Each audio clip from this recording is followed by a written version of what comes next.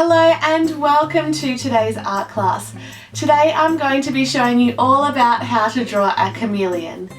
There are over 200 different species of chameleons in the world, and they are amazing creatures that have the ability to change their colour. They do this to communicate and also to help regulate their temperature. Feel free to pause the video along the way to keep up with all of the steps.